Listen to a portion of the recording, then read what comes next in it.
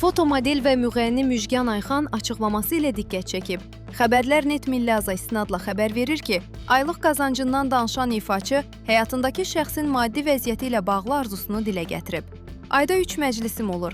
5 mindən edir 15 min. Digər 15 mini də açılış və restoran reklamlarından qazanıram.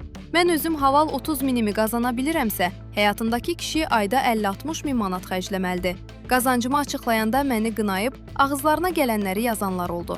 Hər zaman demişəm ki, bəy məndən hər şeydə artıq olmalıdır. Həyatında 60 min xərcləyən bəy olsaydı yaxşı olardı.